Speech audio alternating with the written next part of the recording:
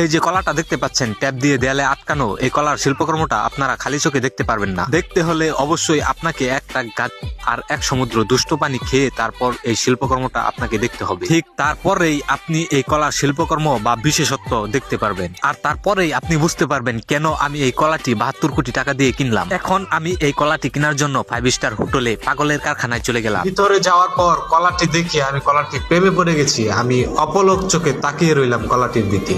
না চোখের পলক কি তোমার রূপের ঝলক। কলাটা দেখে জিব্বায় পানি আইতেছিল। অনেক কষ্ট কইরা পেটটারে কন্ট্রোল করছি। 72 কোটি টাকা বলে তো কথা।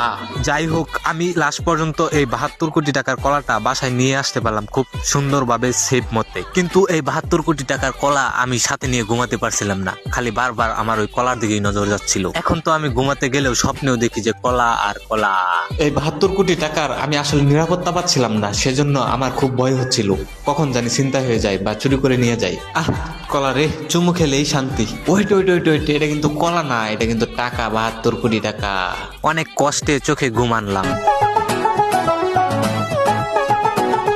দেশ বিদেশে যে এই কলার নিউজটা দেখতে পাচ্ছেন যে 72 কোটি টাকা দিয়ে কলাটা কিনে ফেলছে, আসলে এগুলা কি পাগল ছাড়া আর কি? তো এই ভিডিওটি মূলত বিনোদনের উদ্দেশ্যে বানানো হয়েছে, কেউ সিরিয়াসলি নেবেন না।